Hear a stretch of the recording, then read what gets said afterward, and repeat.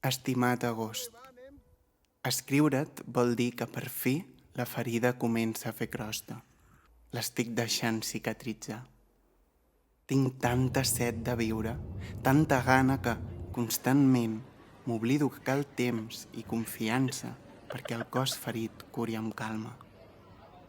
Amb tu, tanco un any de vida i en començo un de nou, amb il·lusió, amb incertesa i amb una curiositat incòmoda pel que és desconegut.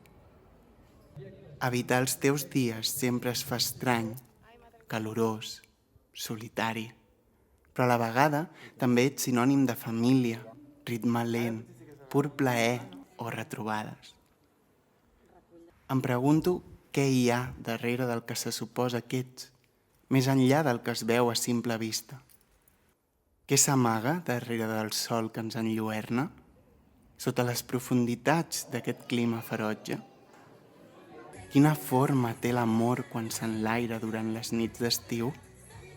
Quant d'aquest amor se'ns enganxa a la pell? Quina quantitat s'escola entre els dits perquè ens espanta? Té gustos diferents la soledat inevitable que cadascú habita? Com es fa per endolcir-la si és massa amarga? Avui he pensat en l'àvia.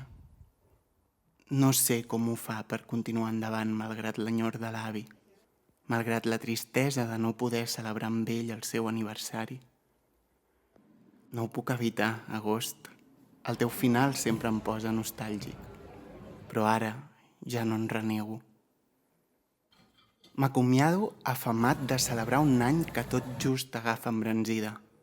Vaig trenant una xarxa de persones que em sostenen i em donen ales. Reconec la feina, els errors i la valentia que m'han acompanyat fins aquí. Ara toca agafar la motxilla i continuar fent camí. Fins a l'any que ve, agost. Aquí comença un punt i a part.